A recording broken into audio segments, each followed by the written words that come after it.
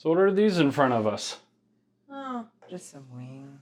Got the wings out, finally. Yeah, we're finally getting ready to go. Uh-oh, Millie's saying hello. She wants to see the wings too.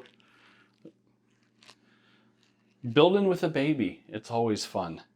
So we finally got the wings out, and our first order of business was inspecting for laser cut parts. Yep. So we took Van's checklist of laser cut parts on the checklist on the wing kit, and we went part by part that were red and yellow to see what we had in the main body of the wing. Took the borescope camera, took high resolution pictures of every hole, because we got a lot of ribs that we don't have the skin on yet, so we could really look at the entire hole of all the ribs. And a lot of the ribs that are already riveted, we got video and high resolution pictures of each rivet, really for our records for later. But I can't find any evidence of a laser cut part or anything that causes me concern on the main body of the wing. We're not seeing any bulging, any cracks, nothing like that in this part. Yeah, no score marks from lasers or anything like that. Any of the indicators that show laser cut parts, we're not seeing them. I have not ran this by Van's builder support yet, but I am going to try to get on with them to have them take a look at my findings. Oh, Miss Millie.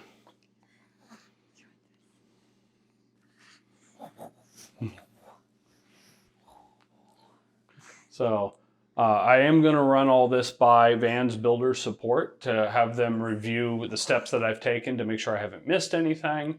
Let them see samples of the pictures I've taken to see if they see something that I haven't before we declare official victory. But it sure looks like we're going to be clear of laser cut parts and ready to build on. Our only concern is our flaps and ailerons. Yeah, and I'm not concerned because when I ran the camera through, they all looked really good. It wasn't until some people saw one or two rivets in one of the videos we posted earlier that said there's something that looked like a crack there.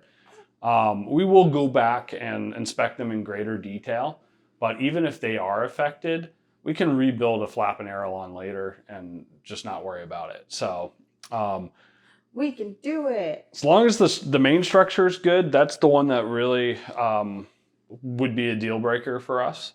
Flaps to remove skins and things like that. Oof. Well, some of the things that wouldn't potentially need to be replaced, or it's just you can't do it because you can't disassemble it that much. Vans even says it's difficult to inspect and replace.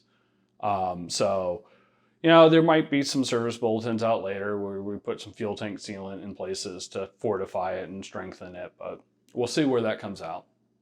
So we're going to start building. Really looking forward to getting started. I've looked ahead on some of the first things that we'll start building. Getting back to setting some nut plates and some access panel stuff, things we've done 100 times. But the real first step with the quick build is start on page 1 on the instructions and go step by step and look at the work that's been done. Yes, we need to check to make sure it was done right, but the team, the quick build team down in Brazil, they know what they're doing. They're good. So I think they've done it a time or two. They have done it a time or two. So in addition to making sure things are done right, because we got to put our family in this airplane and trust it, but we need to get oriented on what is what. How was this wing actually built? Because we need to know those details as we finish building it and as we maintain this airplane later. It's really important that we know how it's constructed and what's connected to what and why. But once we get going on building, I know we're going to be working on the control system. So push rods for the flaps and ailerons, electrical, so we can get the lights and the wingtips going, the autopilot servo in. I'm sure there's some doohickeys down there with the flaps and ailerons that make them do flappy and aileron-y things. Up and down, up and down? Up and down. Hopefully not this. Well, flaps can go up and down at the same time, but hopefully the ailerons don't. But after we get the wings built, we can play airplane, right? Yes, we can play airplane. We'll just let Millie hold on to them. Eventually, we have to leak test the fuel tanks and do all that good stuff. So, and this brings us to the final fun part. Our current status with vans. Since our last video, we all know vans filed Chapter 11 on a while back. We're still waiting for their final court date. And that's where we hope we're going to get a lot more clear information.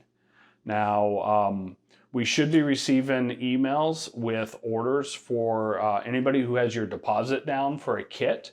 You should be receiving an email here really soon, a matter of days, about what your options are, which basically boils down to apply your previous deposit to a higher price on the kit, or pass and I guess wait for the courts to figure out if you get some or all of your money back or none of your money back in your deposit. This is when we say, go ahead, pass, so we can jump to the front of the line?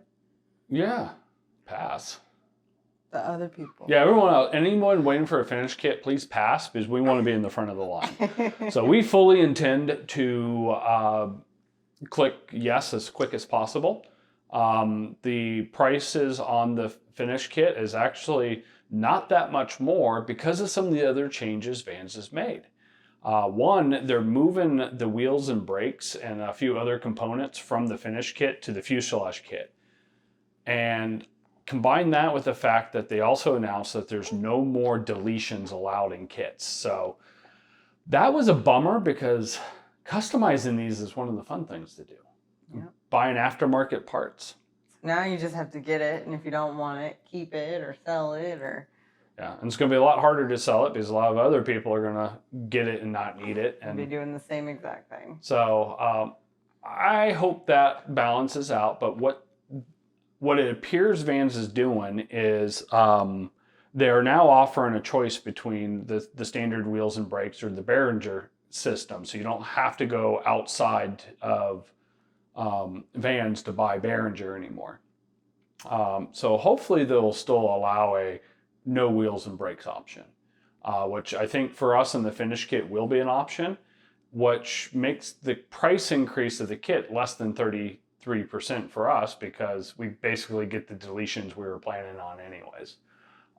We'll see what the final price of the kit actually is, but I think it's only going to be a handful, $2,000, $3,000 more than what we're originally paying for.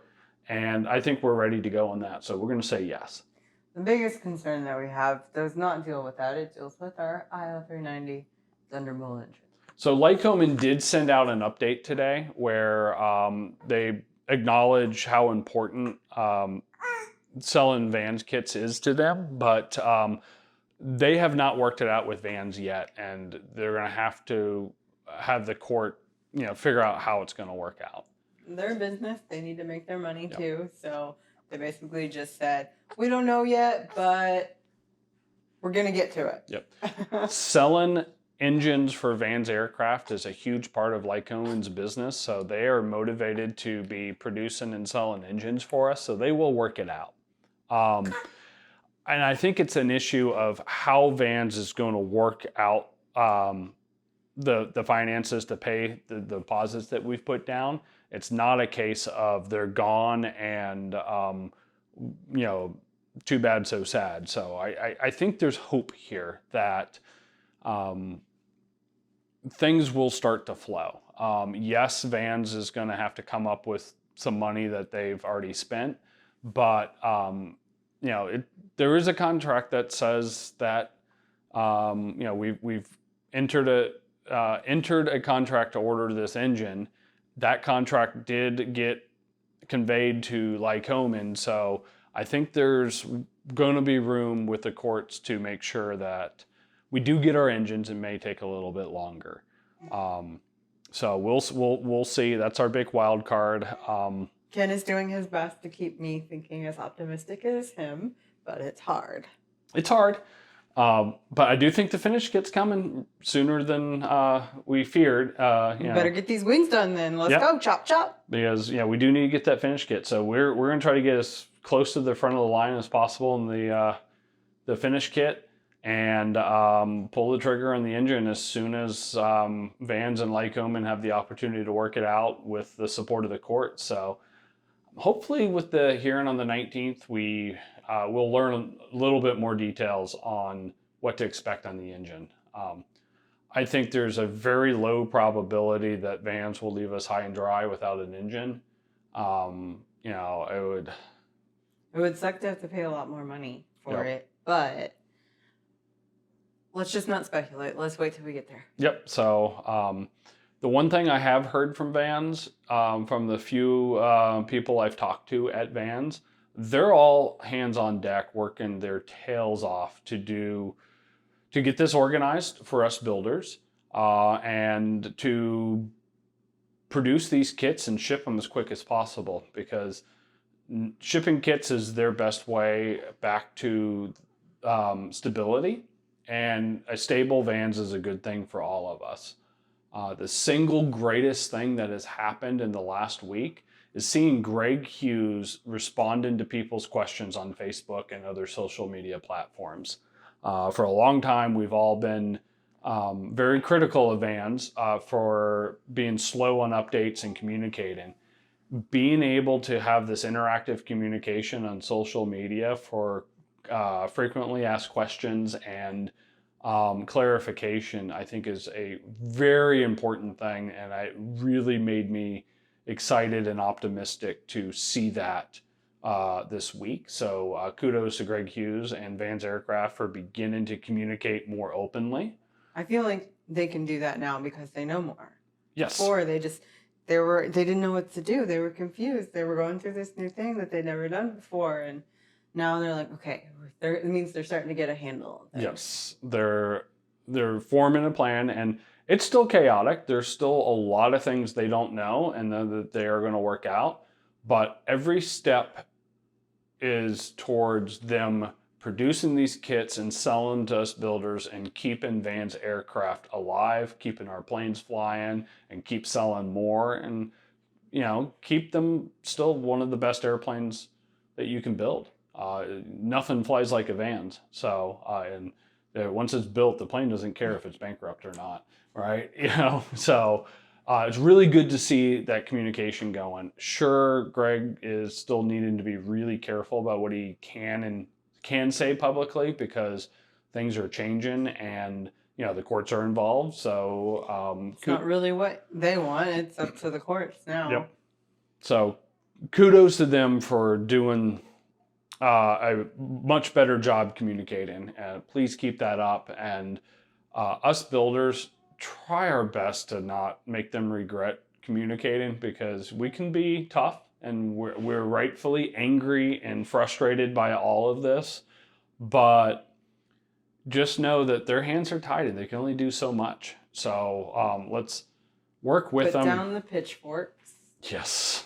Put down the pitchforks, please. It's not helping anything. It's like, you can yell at them, but if you ever try to squeeze blood out of a turnip, you're not going to get it, right? We've got to do what we got to do. And if you haven't started building, I can understand, you know, canceling and not beginning the journey. But for someone like us who's one kid away, we're going forward. You know, I mean, we're looking forward to it. We're looking forward to flying this airplane. We're in financially already. Yeah, we're in.